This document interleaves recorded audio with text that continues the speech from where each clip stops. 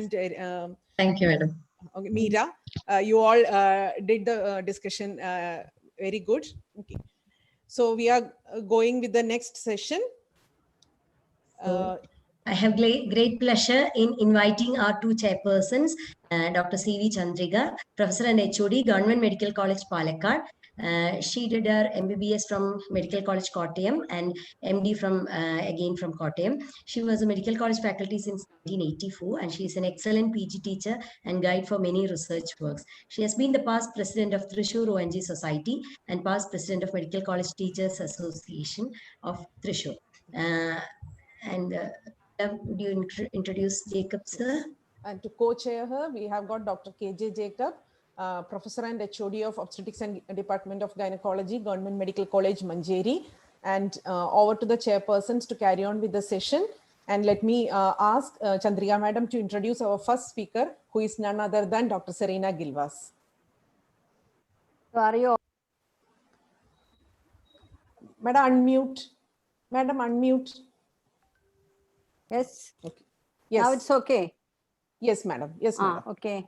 So thank you everybody for especially Kunjumoideen, Reshmi and Pramila and all the team members for giving me a chance to conduct this or to have a participation in this program. And I am extremely happy to introduce Dr. Serena Gilvas. I know that she doesn't require any introduction. Still, I am privileged because we are very close friends, and I know her from the very beginning when I came to Thrissur. And she is such a brilliant teacher. That is what I have seen from her. She is well known throughout India and even outside also.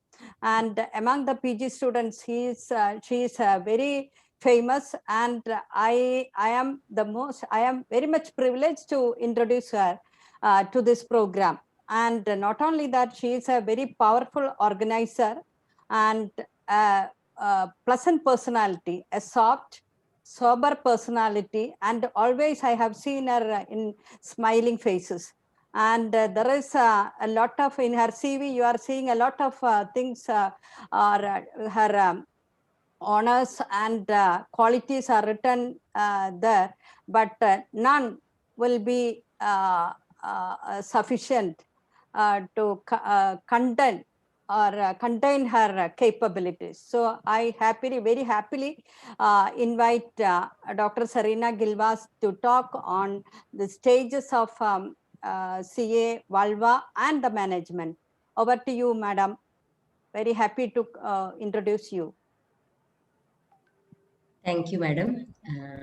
Serena, madam.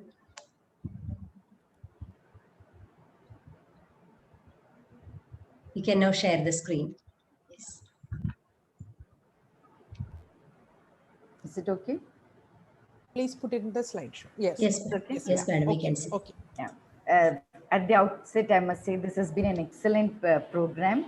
And I think hats off to the organizers, Dr. Kunjumoideen, Dr. Nishi Roshni, Dr. Reshmi, Dr. Pramila, Dr. Mumtaz, and the whole jing bang behind this excellent program that has been going on. I was, in fact, Ashwath, I was just enjoying your previous case discussion. And so coming back to a very sober topic, invasive vulval cancer. Okay. Now, this is, if you have noticed, this is not a very common condition. So there is something very little known about this. Okay. Now, when you look at the incidence of vulval cancer, it's only 4% of all the gynecological malignancies. It's only 4%. And even then, when you look at the type of cancer, squamous cell carcinoma is the commonest. Okay? So just like cervical cancer and vulval cancer, the commonest is vulval cancer is squamous cell carcinoma. The peak incidence is at a very older age group, 65, 70s. You understand? So we normally don't come across this in the younger age group. The next important thing is that it is normally diagnosed early for obvious reasons, because it's on the outside, they immediately come to you. But in the elderly, there's a delay in the diagnosis because they keep putting it off for a long time. But most important is that biopsy is very important for you to say that this is a vulval cancer. Okay? Now, you might wonder why I'm talking to you about something so small as what is a vulva. Well, what is a vulva? If you look at this picture of mine, you'll see that the vulva starts from the mons pubis, okay? Then the labia majora and the minora, you know, the clitoris there.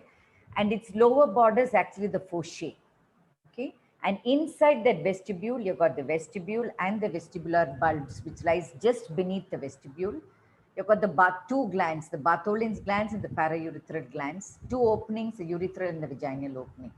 So if you see the labiocrural folds, now if you just take that, you know, the picture which I've shown you there, if you just adduct your legs a little, you will find the labiocrural folds. That is the lateral border of the vulva, okay? So above it's the mons, here it's a labiocrural fold, and below it's the fossa. So whenever we talk about vulval cancers, we always say cancer of the vulva and the perineum. So that means beyond the fossa is the perineum, you all know, right? Where you saw that artery clamp there, that's the perineum. So whenever we talk about vulval cancers, we'll say vulva and the perineum, okay? Right. Now, I told you that the squamous cell carcinoma is the commonest cancer. And where does it arise? If you look at that picture, I have drawn a line which is called the heart line, okay? That heart line is actually, see, it lies near the vestibule lateral border. It lies between the lateral vulvar keratinized stratified squamous, and the medial part is a non-keratinized squamous. You understand? So the medial part is a non-keratinized, and the lateral part of that line, you've got the keratinized stratified squamous. And that line, the heart line, is where vulval cancers normally start, the squamous carcinoma. So the heart line, which you can see, it's near on the lateral aspect of the vestibule. Now, you must know something about the anatomy. Forget that first line. You take from the second line, and I'll come back to the first line. Now, what is it? Why is the importance of anatomy? Because at surgery, we resect a lot of things, okay? Now, you've got the skin, and just beneath the skin, you've got the colles fascia. Now, that fascia, by the new terminology, it is called the superficial perineal fascia, okay? And then beneath that, you've got the perineal membrane, okay? Now, that perineal membrane is called the deep perineal fascia. So the colles fascia is called the superficial perineal fascia, and the perineal membrane, the early terminology of urogenital diaphragm, that's called the perineal membrane. Between these two, okay, you've got the superficial perineal muscles. So what are the superficial perineal muscles? You will see, if you take my diagram there, you will see that you've got the ischiocavernosus near the rami. You've got the bulbospongiosus all around the vulval vestibule. You've got the transverse perineal muscles. And there is one muscle which is also called the external anal sphincter. That also gets inserted to the perineal body, but that's not included here, okay? Because that's not resected in vulvectomy.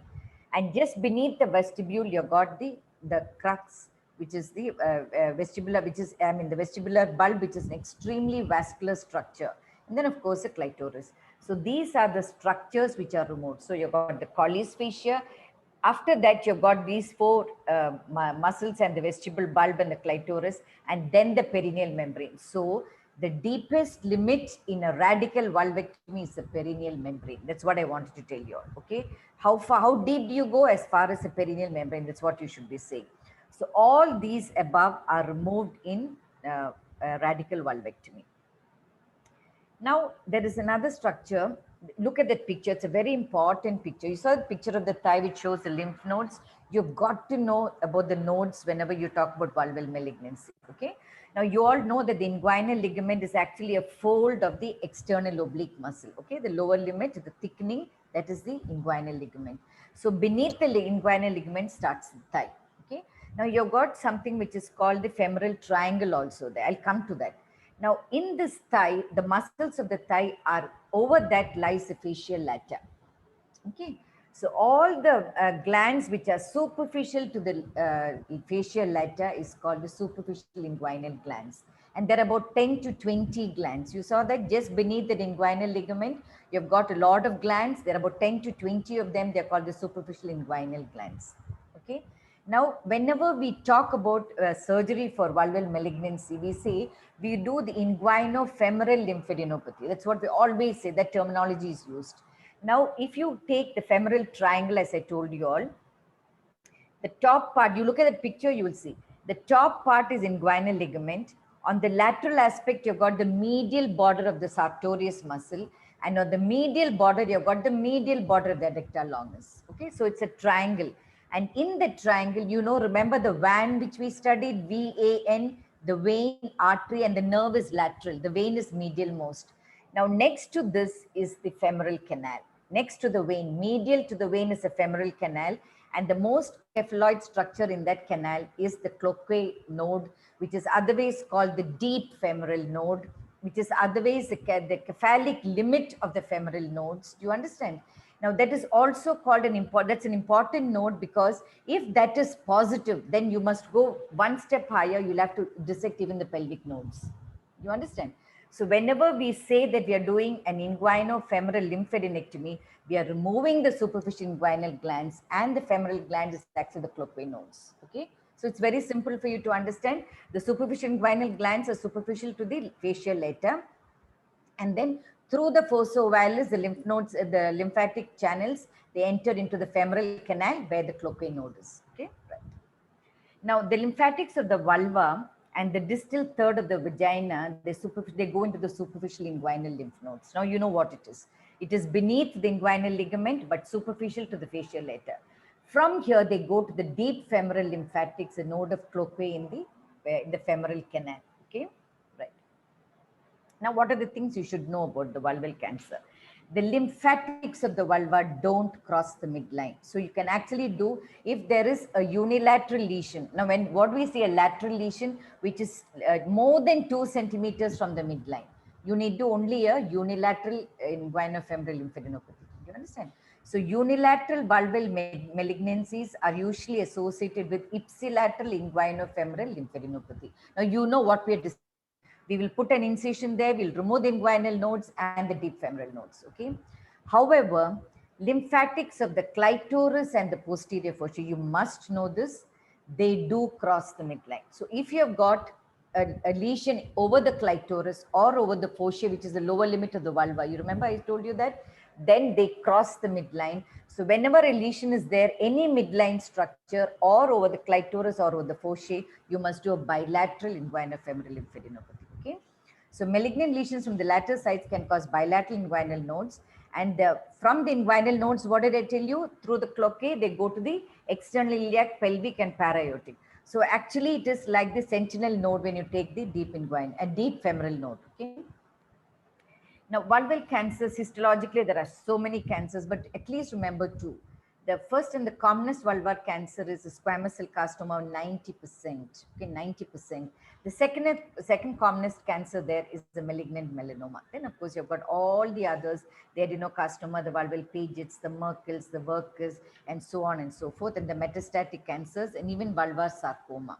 Okay. Now, you all know the lymphatic spread.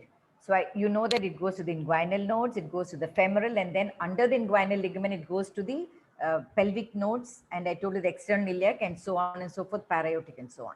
The hematogenous spread is to the liver, lungs, and distal mets.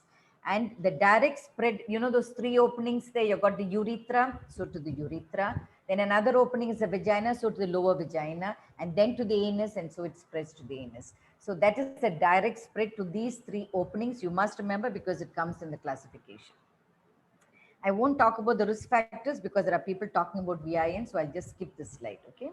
Symptoms, it's totally asymptomatic most of the times. Sometimes they may say, they may come to you for a visible lesion, but the most important is they come for pruritus. Pruritus. That is why a person who's got a pruritus for a long time, please biopsy, because I told you can only diagnose vulval malignancy by a biopsy, okay? Then of course you can have pain there sometimes, you can have a little bleeding, it can ulcerate, or sometimes they come only for the inguinal masses, okay? And that is the second reason. Then already the stage is late. Let me tell you, they say that more than 3 nodes in the inguinal region itself writes off the prognosis very bad, okay? So the lesion could be, now look at that first lesion, could be just a raised lesion, or you can get an ulcer on that lesion. Sometimes that's how it presents. Many times it presents in the middle, you saw the middle picture like a warty lesion. But then you might think, oh, is this a condyloma and all? So you will have to take a biopsy for you to establish your diagnosis. And then you can get the inguinal swelling. So these are the commonest presentations, right? Now, when you look at the physical examination, how do you describe it? You'll have to tell them the size. What is the size? 3×2. Where is the location? Close to the clitoris and lateral part, whatever. See whether it is I told you those three things. Whether it's warty, you must say whether it is fleshy or whether it's an ulcerated lesion. Those are the three terms we normally use. And then I told you, see the extension. I told you the fossa is the lower limit of the vulva. See if it is extended to the perineum and then into the perianal region. It can go into the vagina, it can extend to the vagina, it can go to the cervix. The next opening, it can go to the urethra, extension to the urethra, and many times it gets fixed to the underlying bone, okay, to the pubic symphysis and to the rami, it can get depending on where it is, and of course to the groin nodes. So whenever you describe, you must tell about all about the size, location, etc. You must don't forget to tell about its extension to the urethra, vagina, and to the anus. Those three openings you must say. Don't forget to tell about the fixity to the node, and don't forget to tell about the groin nodes. Okay. The examination, the preoperative evaluation, a thorough inguinal genitofemoral system examination. If you've got a doubt and the patient doesn't allow you to examine, you can even do an examination under anesthesia. Check the anal canal, the bony pelvis, the inguinal lymph nodes. And if the urethra and co are involved, you must do a cystourethroskopy. If the anal canal is involved, you must do a proctosigmoidoscopy. And then once you think it has gone beyond your hands and it's gone in for distant mets, then only need we ask for a CT, MRI, PET, and so on, depending on the situation. Now, how do we take the biopsy, etc.? See, we always say colposcopy can be done on the cervix, on the vagina, on the vulva. In the vagina, when we do a colposcopy, we call it a vaginoscopy. When we do it on the vulva, we call it a vulvoscopy. Okay. So how do you take it? You soak the vulva with 3% acetic acid for 5 minutes. Let it penetrate, okay, into the keratin layers. And then the vulval neoplasia shows up an acetowhite area and an abdominal vasculature. From there, you can take with the key sponge, take a deep punch to include the deeper tissues also, because you must know whether it is an in situ or whether it has gone in for an invasive malignancy. So you must get a little bit of the stroma also, okay? Now, look at this. It might look very complicated to you when you look at the staging. Look at the stage 1A. Just think of 2 centimeters. So A and B, it is less than 2 centimeters and the stromal invasion is less than 1 millimeter. That means not much of nodal mets. Only when it goes deeper to the membrane, only you'll get the lymphovascular space involvement. Do you understand? When it is 1B, it is more than 2 centimeters and more than 1 millimeter of stromal invasion. But in stage 1, there is no nodes involved. In stage 2, you remember I told you the 3 openings into the lower urethra, lower vagina, and lower anus. That is stage 2. But even in that, there is no nodes. So stage 1 and 2, there are no nodes. But in stage 3, you've got the nodal involvement. That is why, now you've seen the main thing. Whenever you get a stage 3, it means mets to the nodes. If it is 1, it is 1 centimeter more than 5 millimeters, 1 to 2 nodes less than 5 millimeters. And stage 3, it calls 2 or more nodes, and 3 or more. I told you even more than 3 nodes, bad prognosis. Okay. And when it is 3C, it has come an extra capsular spread. Stage 4, it has involved the upper 2/3. You remember all along you're talking about the lower 1/3 of the urethra, lower 1/3 of the vagina, lower 1/3 of the anal canal. When it involves the upper 2/3, then it becomes, then you got the local mets and the distant mets. Okay. Now these are the pictures to show you, and this is how you will have to. Okay. So biopsy is mandatory for the diagnosis. Investigations, as I told you all, biopsy, pap smear, colposcopy, and if you see a lesion in the vagina, you must do a vaginoscopy. If you want to see the lateral margins of this, you can do a vulvoscopy. Large lesions, I told you, cystourethroskopy, proctoscopy, CT, MRI, pelvic nodes, look at the infiltrates, the PET scan, the nodal mets, advanced disease, you'll have to do FNAC from the mets. Okay. Now, what is the prognosis? Prognosis in vulvar cancer is basically good because the 5-year survival in stage 1 and 2 is 75 to 90%. But when it becomes 3 and 4, it is 54%. But when it becomes 4B, that means it has gone to the upper urethra, upper vagina, upper anal canal, etc. And the distant mets, it suddenly drops to 16%.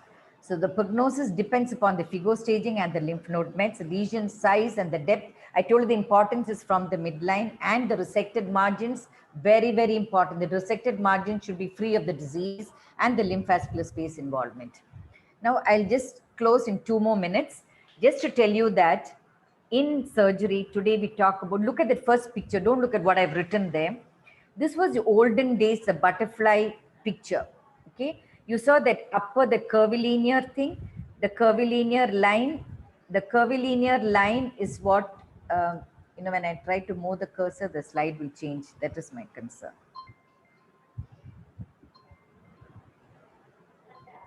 So you see that curvilinear line, that is, it includes the upper part of the mons and it goes to the inguinal region.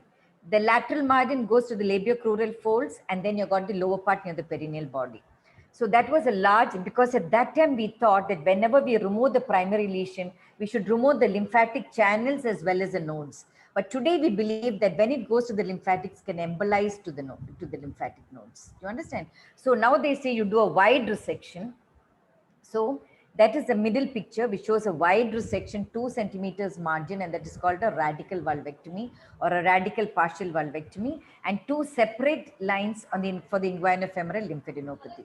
And the last is when you do just a local resection. Okay, so it goes like this. When you small little lesion, like a stage 1 lesion, you need have only 1 centimeter clearance. But when we use the word radical vulvectomy, we must have 2 centimeter clearance. Please remember that word. It can be radical partial when it is within 2 centimeters, and then it extends to the midline also. Then, I mean, beyond the midline, 2 centimeters, we do only that lesion and that side nodes.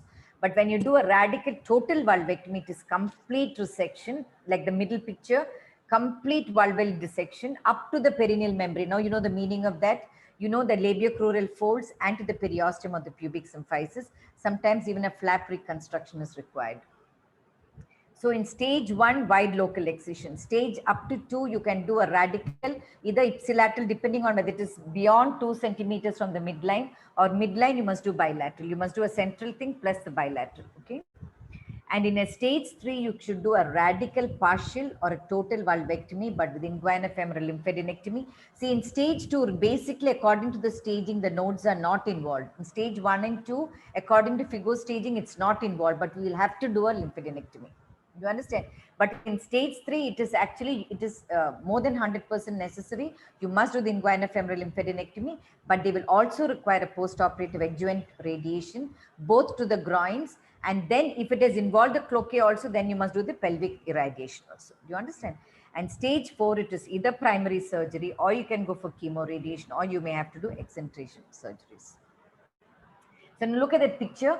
Now this is exactly how we do the vulvectomy. So you saw that you saw that first picture, the depth as far as the perineal membrane, and then you just keep folding it, keep on folding it. And then you saw that last picture, because in the middle, we have got the urethra and the vestibule, the urethral, vaginal opening. That will be the medial part of the incision. So the lateral borders are brought here. In the end, it will always look like this: one long line, one zero, and another long line. That is the normal picture of a vulvectomy. You understand? And you know the depth, it is up as far as the perineal membrane. This is just to show you how the inguinal nodes are removed, 2 separate incisions now. And see, look at the picture on the left. You find how the nodes are within the superficial fascia, and you'll have to completely strip that off. So you do the inguinofemoral lymphadenectomy. So the follow-up for this is a 3 monthly for 2 years, okay, and then 6 monthly for 5 years.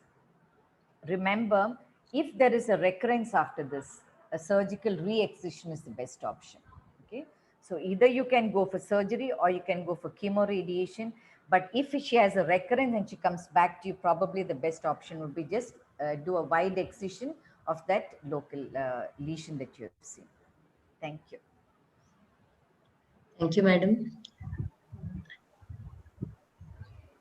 Chandrika madam, unmute. Sarina madam, can you please stop sharing this? Stop sharing. Yeah. Okay. Hello. Yeah. Yeah. Thank you, Sarina madam, for your brilliant presentation. And I think when you are, I want to say a few words regarding the biopsy. I think it is rather than punch biopsy, it is incisional biopsy is better than taking a punch biopsy. Then only we can include the normal tissue and the tumorous tissue also. And the second thing is, I wanted to say is when we are dissecting the inguinofemoral lymph node, we should not disturb saphenous vein and its lymphatics, because that may later on it may cause lymphedema of the lower limb, etc. So that is a very important point we have to see when we are dissecting inguinofemoral lymph nodes. And okay, madam, and it was a brilliant talk. Thank you, madam. Yeah, thank you so much, Dr. Chandrika. All what Dr. Chandrika said is 100% correct. You can take a knife and you can take a biopsy the way she said it. And as well as, many people, in fact, they bring the sartorius and even cover the vessels. Sometimes Yes, yes. vessels can get eroded and even bleed and cause a hematoma. Okay. Yes, madam, can I add one word here?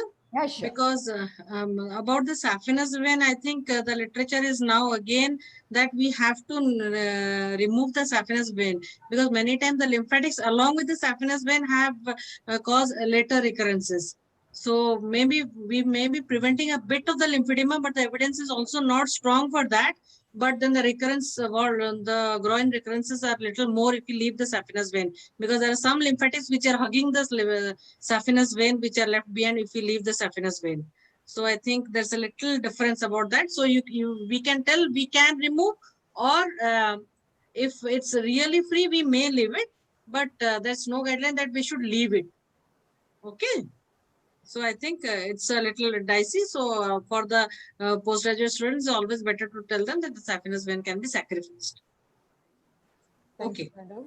May I request Dr. Jacob to introduce our... Madam, I want to clarify, madam, is it this vulval lymphatics is draining to, you think that it is draining to saphenous group of lymph nodes? No. The saphenous vein contains some lymphatic channels which are moving along with that, hugging it. So there is recent literature which shows that if you are leaving behind the saphenous vein, we are leaving behind some lymphatics which are traversing along the saphenous vein. So it's possible that the recurrence rates are high because we'll be leaving back some of the nodes which are at the cross section where it is entering into the femoral vein. Thank you, madam. Okay, madam. Okay. To carry forward, let me ask Dr. Jacob to introduce our next speaker, Dr. Bhagilakshmi. Thank you. Good evening to all. At the outset, my sincere thanks to Dr. Kunjumuddin and Perinalmanna Society, Dr. Reshma and Dr. Reshmi and KFOG team, and the Oncology Committee of FOGSI for giving me this opportunity to be part of this PG webinar. The next topic of the session is Vulvar intraepithelial neoplasm, VIN, by Dr. Bhagilakshmi Nayak. I'm very glad to introduce to this webinar. Actually, she is the chairperson of Oncology Committee of FOGSI. She is Associate Professor, Department of Gynecologic Oncology, AHPGIC, Cuttack, and she has got several honors to her credit. I invite Dr. Bhagilakshmi Nayak for her presentation. Thank you very much, Dr. Jacob. And so I share my screen. Hope it's visible now. Dr. Yes, Jacob? Yes, Thank you. At the outset, I really thank POGS and the team Kerala for having taken this CME so seriously and has done put in all their hard work for this. So to the students, I think VIN most of the time has come as a short note. So Dr. Serena madam has done my work very easy because most of the time they have some things overlapping also. So VIN usually comes as a short note. So this is how we address this. So at the outset, let me first clarify that what is VIN. So VIN is a precursor lesion of vulval cancers, and that's the precursor of the squamous cancers only. So we do not include intraepithelial pagettitis, adenocarcinoma in situ, and melanoma in situ in that. So it's only the squamous vulvar intraepithelial neoplasia, which is called VIN. So VIN, again, we have two types, the VIN usual type, the VIN differentiated type, and rare cases that do not fit into these categories are also termed as unclassified. So these are the three classifications that we have of VIN. So, but the most common two types are the usual type and the differentiated type. So the usual type, which includes the old VIN 2, 3. Initially, we had a VIN 1, VIN 2, and VIN 3, which is no more used. So we have a usual type and a differentiated type. So the usual type is HPV positive and the differentiated type is HPV negative. So the usual type includes the old VIN 2 or 3, and usually HPV related. Usually it's the type 16, which is more commonly associated, and this is more common in younger women and mostly multifocal. Usually it's warty or basaloid and is easily recognized macroscopically, and most of them would also sometimes regress or remain as such. But the differentiated type, which is usually HPV negative, includes the old VIN3 only. It is not HPV related, usually occurs in older women with lichen sclerosus or lichen planus, usually unifocal, keratinizing, not easily recognizable, and more often progresses. So it's less common than the usual type. It is symptomatic and usually has a long history of pruritus and burning. So for us to remember that the usual VIN is better than the differentiated VIN, because the differentiated one usually progresses. But of lately, again, this VIN, the nomenclature has undergone some kind of changes, in which you can see that 2012, the last terminology, 2014 WHO, and 2015 ISSBD, they have again removed the terminology of VIN and told that it should be called LSIL. So VIN 1 goes into LSIL along with condyloma, mild dysplasia, coilocytic atypia, and VIN 2, 3 go to HSIL, and that also includes moderate dysplasia, bovine disease, bovinoid dysplasia, and carcinoma in situ. So LSIL and HSIL are the two variants of usual VIN, but the DVIN is again classified separately still as of now. So VIN is now called LSIL, HSIL, or a DVIN. So here it is, the classification has little changed in the 2015. So there has been a real increase in the incidence of VIN. So because of the changing sexual behaviors, because of HPV infection, cigarette smoking, immunodeficiency, immunosuppression, most of them are premenopausal, around 75%, and there is no racial predisposition. So we can see that there has been a really 400% increase since 1973. Though the increase in invasive carcinomas is 20%, but the increase in VIN rates have really gone high. So the etiology already discussed. HPV 16 is the most common, followed by 18, 33, and 52. And HPV DNA is seen in 85% to 97% of the VIN. And the study by Garland et al. Has shown that the nonavalent vaccine has caused a reduction in the rate of VIN up to the tune of 92.3%. And this was a study done on 12,000 women in Australia. So where you are examining the vulva, it should always be done under very good light. So that is very, very important. We have to invest in a good light to find out such lesions. And this is the VIN usual basaloid type. So this is again a VIN warty type. Here you can see the warty lesions. But again, let me emphasize that you need a very good light source for all this and little time. So this is again the differentiated VIN, which you can see that there's a lot of keratin on this. And also these look really a little more ominous than the usual VIN type. So what is the natural history of VIN? If you leave them untreated, 5% to 30% will progress. So the differentiated VIN, or 32% chance of progression, as compared to the usual VIN, which has only a 5% chance to progression. 20% of VIN harbor invasive disease, and regression is not much common and only around 1%.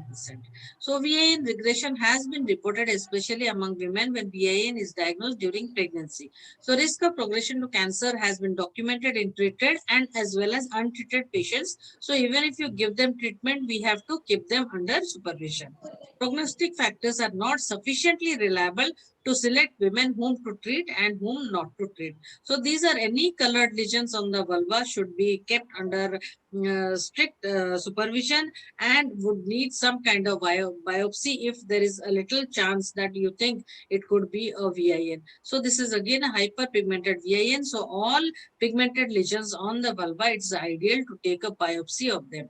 So this is again a single focus of VIN. I think anyone who does not use a good light will be sure to miss such a lesion. So they could also come to you in a multifocal pattern and with various discolorations. So the role of colposcopy in VIN is that it is a gold standard in the diagnostic assessment. We usually use 5% acetic acid. We use 5% acetic acid and leave it for 3 minutes, as madam has told, for it to soak it up. And the magnification we usually use is around 7 times. And it's very important to describe the color, the thickness, the surface, the focality, and the vascularity. So these are all the things you have to take into account. So a positive lesion is usually well demarcated, as is seen in the picture above, and has a dense acetovite area. Acetic acid reaction best seen in non-pigmented area, and the vascular pattern is absent in VIN with hyperkeratosis. So if there is hyperkeratosis, you may not appreciate the vascular pattern. So the warning sign of invasive cancer would be varicose, widely spaced punctation, and rarely mosaicism also can be appreciated. But the limitation is that the warning signs usually occur late, so it's a very less sensitive method. And you can also use sometimes toluidine blue. This is the dye which causes discoloration of the VIN and takes up the dye. And especially you have to learn the colposcopic terminology to describe these lesions properly. Nevertheless, the role of colposcope in the management of vulvar disease is limited. So coming to the symptomatology, 50% are asymptomatic, 25% are hyperpigmented and have a typically raised surface. So coming to symptoms and signs again, coming to HSIL, usually has a itching, burning, irritation, or some kind of pain. There could be some psychosexual complaints, or it could be asymptomatic also. So clinically, they appear is very variable. It could be plaques to whitish erythematous or pigmented, and are usually multifocal.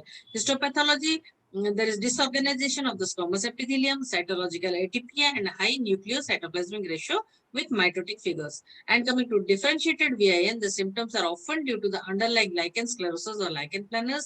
It's difficult to distinguish from lichen sclerosis. It has a gray, white, or red lesion, a roughened surface or ulceration, and often it is unifocal as compared to HSIL. Histopathologically, there is hyperplasia, hyperkeratosis, parakeratosis, and basal cell atypia, prominent nucleoli, atypical mitosis in basal layer, and dyskeratosis, hypermaturation of the reticulations. So diagnosis, the UVIN or the usual VIN or HSIL is often a multifocal disease. It is important to take a biopsy of all the lesions, and this is called mapping. All the pigmented lesions on the vulva to be biopsied, and usually a punch biopsy is used, and the punch biopsy especially used for vulval biopsy is called a Keys biopsy, punch biopsy, so that it cuts circularly and it does not crush the tissue. So clinically, all confusing lesions not responding to usual therapy with any atypical vascular pattern and rapidly evolving lesions should be biopsied. And the usual method is called a Keys punch biopsy, which you can see in this picture, in which you put a local anesthesia and it cuts circularly and does not crush the tissue as compared if you use a punch biopsy, which we regularly use for cervical biopsy. So the treatment is full tissue biopsy. We should that will exclude invasion. It will give relief of symptoms. It will restore the normal architecture and reduce the risk of malignancy and will be a cure. So the treatment of VIN is for control of symptoms, prevention of progression to invasive cancer, preservation of anatomy and function of the vulva at the same time. So the history has been a very, very radical surgery for this, but now it has changed from simple vulvectomy to excisional approaches to ablative modalities, and now observation also in selective cases. But the risk of occult malignancy is low with excision, may be very high if you use routine ablation. The recent trend in management is not only to cure patient, but also to preserve the body image and sexual function by performing less radical surgery. So the treatment modalities can be divided into no treatment, that is observation only, surgical treatment in the form of local excision, superficial vulvectomy, simple vulvectomy, laser ablation, electrosurgical excision, or CUSA, or medical treatment. So this treatment varies very much from Dr.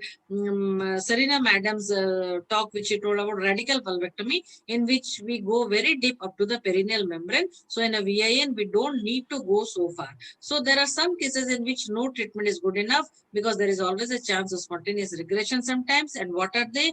They are younger patients, non-aneuploid VIN, no clinical or histological suspicion of invasion, and recently pregnant patients, or women on recent corticosteroids, or immunocompetent women with multifocal disease. They can be observed for 6 months to 2 years. Beyond that, they would need some kind of treatment.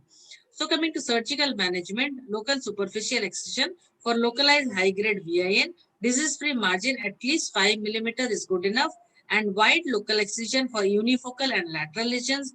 Primary closure gives a with good healing, satisfactory cosmetic and functional outcome. Disease-free margin, the cure rates are around 90%, but if the margin is positive, it's a 50% cure and demands a close follow-up. So the advantage of surgical treatment is it has a high primary cure rate, excludes invasive cancer, because 15 to 23% of invasive cancer may be detected on biopsy when you are doing it for a VIA.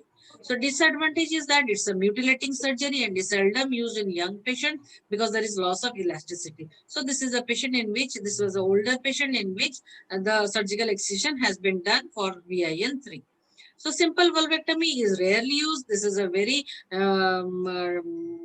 very morbid procedure for a small disease called VIN. It removes up to the D fascia, clitoris, labia minora, labial pad of fat, and all that. It's a mutilating procedure, so it's now never used for VIN. So superficial skinning vulvectomy with split thickness skin graft. So sometimes if there is a very extensive multifocal disease, you would need some kind of skin graft to cover up the defect. So large confluent lesions or extensive multifocal disease in presence of colposcopic warning signs of early invasion, you can take up the superficial skinning vulvectomy. Primary closure of large wound may not be possible and would need some kind of graft. Cutaneous flap without muscles can be taken from the thigh, perineum, or buttock, and the recurrence rates are around 39% in patients with VIN3. So there are also some ablative procedures which can be done in VIN in young patients. Indications are periclitoral and perianal disease. Morbidity, significant pain is during micturition in initial periods. So the surgical strategies are appropriate beam delivery, especially by laser delivery system. You need a micro manipulator to do it very carefully, because we need to minimize the thermal injury and an accurate delineation of the treatment margin, how much we need to take. So that has to be very correctly measured. Accurate depth control based on the visual landmarks of the surgical planes up to the superficial reticular dermis containing the skin appendages. So that is the depth up to which we have to go. So control of intra-op and post-op pain may be required during this procedure and can be done under general anesthesia or regional anesthesia. So electrosurgical excision again can be done in small lesions by a flat-tipped loop, as is done in LEAP or LEDs for cervix. And CUSA or Cavitron ultrasonic surgical aspiration is in experimental stages. So coming to medical treatment, we can have to give some kind of symptomatic treatment for these women in the form of some steroids, antihistaminic, etc. But for the curative aspect, topical 5-fluorouracil, which was available, is no more used. Indol 3-carbimol is now on trial. Interferon alpha intralesional injections topically or systemically has high failure rate with low morbidity, though photodynamic therapy uses 5-ALA tumor localizing photosensitizer that generates oxygen-induced cell death. So all these are experimental, except the last two, which are imiquimod, which is an immunomodifier, and cidofovir, which are antiviral. So these are the two which are now presently available in the market and are used and are helpful also. So coming to imiquimod, it is a topical immunoresponse stimulator. It enhances innate and acquired immune pathways by the T helper cells. It has an antiviral property, anti-tumor property, and immunoregulatory activities. It's used as a 5% imiquimod cream for condyloma acuminata. It was initially used and also licensed in 1997. The benefits are well acceptable. It has a low morbidity, 30% complete response, 60% partial response in VIN 2 and 3. It preserves anatomy and so is helpful in younger women. It is well tolerated, used 3 times per week for 4 to 6 months. So coming to Cidofovir, it is a broad spectrum antiviral, is used as a 1% cream and is available as Vistide, applied 3 times a week, and is better than imiquimod in as regards the response rates. So coming to therapeutic vaccination, it's a synthetic long peptides presenting the 2 oncoproteins E6 and E7 of HPV-16 is effective. The partial response of 32% with a complete response of 47% over a period of 24 months have been reported. The cost for the development of vaccines are high, so it is still under the experimental stage. So coming to recurrence, there's always a high recurrence if the margins are positive, especially in immunosuppressed women, in non-surgical treatment, and in multifocal disease. So in these cases, we have to keep the risk of recurrence in mind. So prevention is by prophylactic HPV vaccine, the quadrivalent vaccine, or the nonavalent vaccine, which will be very shortly available in India, are the preventive methods by which we can prevent many of this VIN. So the ACOG and ASCCP recommendations of prevention of VIN are immunization with quadrivalent or nonavalent vaccine. Cigarette smoking is strongly associated, hence should be stopped. There are really no screening strategies to prevent VIN. Visual assessment backed by histopathology is the confirmation. Treatment recommended for all UVIN with excision, laser, or topical imiquimod. There's always a risk of recurrent disease, and long-term follow-up is mandatory. So there is no consensus on the optimal management. It's always a chronic disease and may require repeated treatments. And most of the recurrences occur within the first 3 years, and it always needs a lifelong vigilance. So thank you very much for a patient hearing. I think it's enough for you to write a short note on VIN if you get such a thing in your exam.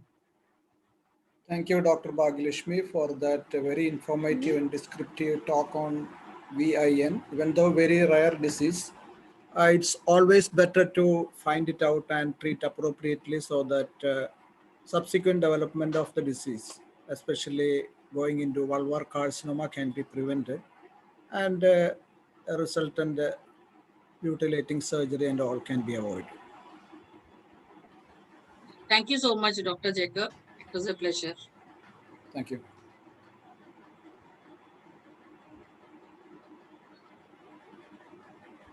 Dr. Vela?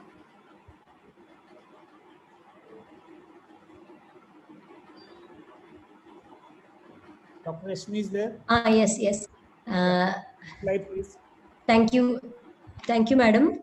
For the next talk on Paget's disease, Chandrika madam, would you please introduce Dr. Veena? Hello. Yeah, please show. Yes, madam. Rashmi. Can you Can see you the show me screen? that CV? Yes, madam. Yes, madam. 1 second. It's not moving.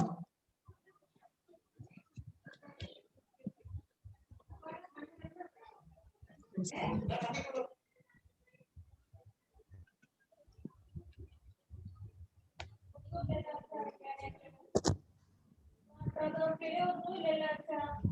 Madam, it is continued. It doesn't want to come. Doctor, doesn't matter. Yes, I am happy to Kadamante. invite Dr. Veena. I didn't see your CV still. Yeah. You are from Jigmar, Pondicherry, or you are the head professor and head of the department of Jigmar, Pondicherry, and I am very happy to invite you for this program. Over to you, madam. Thank you so much. Are my slides visible? Yeah, we can see. Okay. Yeah, please make it slideshow. This is slideshow. Yeah. Hello, everybody. Welcome to the last part of the whole wonderful program organized by FOGSI and the Gyneconco division of FOGSI. Thank you so much to both of you for this opportunity. So I will be speaking about this vulvar Paget's disease, which can come as a short note for postgraduates in exam, again, like VIN. And it's an extremely rare condition. You might not get to see one case in your lifetime, but in exam, if you get a short note, because there are no choices for you, you need to know something about this. So it's advisable that whenever you're approaching a theory answer for any question, better to organize it. So this is the subheadings you can use to write down a theory answer, a little bit about the disease itself, followed by epidemiology, how to classify the disease, and then the clinical features and differential diagnosis, histopathology and immunohistochemistry, treatment options, and prognosis and survival. So we'll be going ahead in the same way throughout the talk, and this talk is mainly centered at answering the theory answer for you people. So basically, Paget's was initially described for the first time in 1974 by Sir James Paget. I always think it's very important to remember people who have done so much for the medicine. So this is an important part of the thing. You may need not write in the theory, but you should know when exactly this disease was discovered. But that was first discovered in the breast as mammary Paget's, but later on in the vulva in 1901, almost 120 years back, it was reported, and recently in 2014, WHO has defined this disease as an intraepithelial neoplasm expressing apocrine or eccrine glandular-like features. That means it's an adenocarcinoma. Please remember, Bhagyalakshmi already told you that VIN is entirely squamous cell carcinoma. This particular thing is an adenocarcinoma, and it's characterized by something called as Paget cells. I'll be telling about them later. So what's important to know is that in the VPD, the vulvar Paget's disease is different from mammary Paget's in the fact that in breast, it is 100% associated with an underlying ductal breast carcinoma. But in vulva, it's not the thing. Fortunately, almost 3/4 of the lesions are going to be intraepithelial, and then rest of them can be minimally invasive or deeply invasive or secondary, which we will look at in the next slides. So basically, it's a rare cutaneous intraepithelial adenocarcinoma, involves primarily the epidermis, but it has a potential to be malignant and metastasize through the lymphatic system. And it's seen commonly in postmenopausal Caucasian females, and in Asia, it's not very commonly seen. The extramammary Paget's disease is mainly seen among males in Asia, where mainly we have case reports about cases in females of vulvar PD. And invasive vulvar PD represents 1 to 2% of all vulvar carcinomas.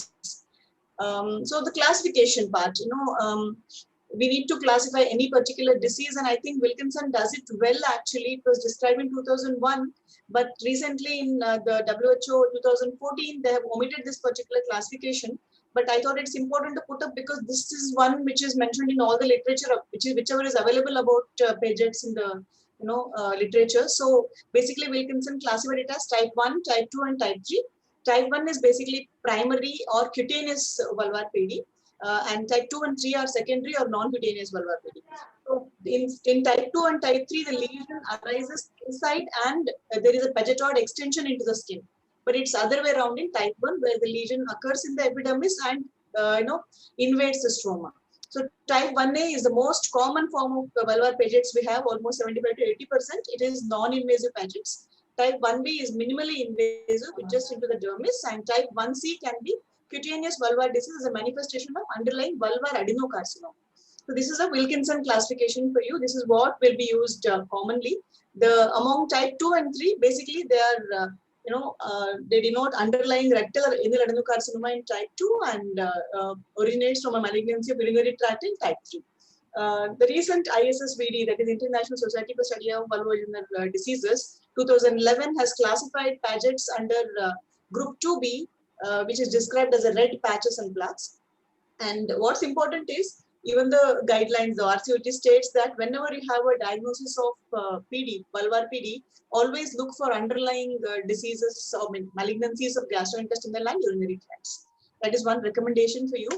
And how do women present? So now the clinical features, basically, like any other vulvar disease, a pre-invasive lesion or whatever, the symptoms are extremely non-specific, the same irritation, itching, burning over the lesion. And maybe even asymptomatic in some patients and found only incidentally while examining for some other reason. And physical examination reveals this red erythematous plaque with typical white scaling known as cake icing scaling. And some researchers have even described it as a clinical chameleon as it presents with a variety of colors and macular or plaque-like presentation. This is the reason why it has got a lot of differential diagnosis. So I'll come to it later now. Again, the next slide. The symptoms are not proportional to the lesion visible. Sometimes you think the lesion is very small, but you'll see the patient is extremely symptomatic. So even other ways, quite possible. And palpable lymph nodes are less frequently present in this condition, in the deeply invasive VPD. And the problem is symptoms are usually present for an average of almost 2 years before the diagnosis is made. That can be due to either the patient approaching the doctor late or doctor not able to diagnose in the early stage, because as I already mentioned, it is a clinical chameleon. So let's see what are the differential diagnoses. We have eczema, bulbovaginal candidiasis, the same white lesions, psoriasis, lichen simplex chronicus, and lichen sclerosis, lichen planus, VIN, SCC, condyloma, acuminata, melanoma. Because the colors can change, it may even look like melanomatous. So there are so many differential diagnoses. So how do we establish diagnosis now? Okay, basically a detailed history and a full gynec examination is a must. And whenever you have a vulvar lesion, all raised, pigmented, or otherwise suspicious lesions should be addressed appropriately by a thorough examination. And if you are planning for a conservative therapy, that just observation, at least have digital photography, which is documented so that it will help you in the monitoring the course of disease. And it's preferable if the lesion is looking too suspicious, you want to do not want to wait further a biopsy for histological examination. It's even recommended to go do an extensive vulvar mapping, including multiple biopsies of the involved and surrounding uninvolved skin also. And the basic diagnosis is by histopathological presence of Paget cells. So what are these Paget cells? These are basically intraepithelial mucin-producing neoplastic cells, which appear as large oval or polyhedral intraepithelial cells that have pale cytoplasm, you can see here, and large nuclei with prominent nucleoli. This is on the H&E staining. And these cells can be arranged either singly or they can be arranged in clusters, as you can see over here. Sometimes they may even resemble a gland-like or a lumen-containing structure also. So now, what is the problem? When we have Paget cells, we can easily diagnose them, right? But that is not the scenario, because we have a lot of histological mimics like melanoma in situ, and I don't really know many of these conditions, but there are a lot of histological mimics. So it's very important to even use immunohistochemistry along with the H&E staining. So remember that vulvar PD is positive for CK7 and CEA. Okay, these are the positive things, and to exclude other things, the common, the mimic when it's appearing dark in color is a melanoma in situ. So there we look for melanocyte markers like MELE, HMB 45 or S100, and this will help us to distinguish between melanoma in situ. And it's also helpful in the immunohistochemistry will help you to distinguish between cutaneous and non-cutaneous. When it is an extension from urothelial cancer, it will be CK20 uroplakin 3 positive. And if it is due to underlying anorectal adenocarcinoma, again we'll have a marker specific for the anorectal cancer like CK20 and CDX2 positive. That is how the immunohistochemistry will let you come to a conclusion that these Paget cells are actually due to the Paget's disease, not due to some other thing, melanocyte and all those things. Okay, so once we have a diagnosis in hand, the treatment. The treatment, please remember, for non-invasive VPD, surgical wide local excision is being used traditionally for a long time now. Even most microscopic surgical excision, this is basically precise surgical technique in which complete excision is checked by microscopic margin control. Okay, this is called as most micrographic surgical excision is also used because initially it was thought that having a positive margin is bad like in any other disease. But later on, in a large retrospective study of this Paget's vulvar disease, they saw that majority of the Pagets will recur regardless of the margin status. So there is more emphasis on non-surgical treatment now for non-invasive VPD. But it is not like that for invasive. Invasive VPD is treated exactly like a squamous cell carcinoma of vulva. But there is of course, there are no studies on accuracy of sentinel lymph nodes here because of rarity of the disease.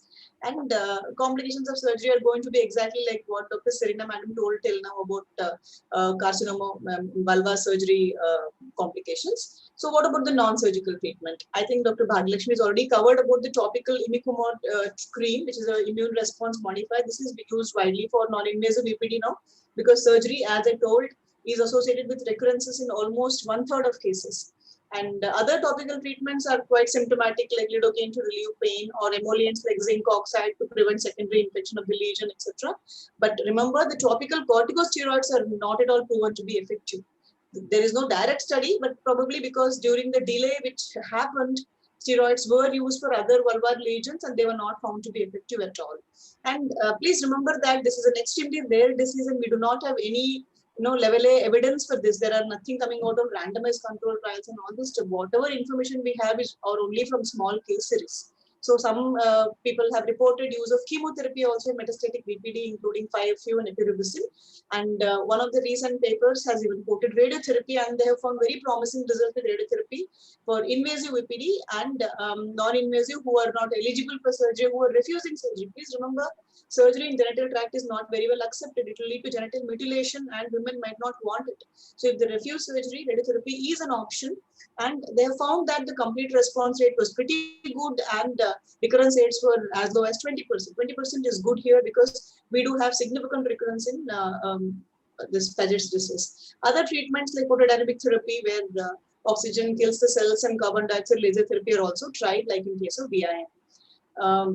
What about the recurrence rate? As I mentioned, different studies have quoted different recurrences for surgical treatment of VPD varying from 35 to 55%. But overall 5-year survival is generally good for this disease. Women rarely die of this, especially when it is limited to intraepithelial, where 100% survival. And if it is only microinvasion into the dermis, then 88% survival is quoted in one of the studies. But if it is deeper invasion, then again the prognosis is very poor.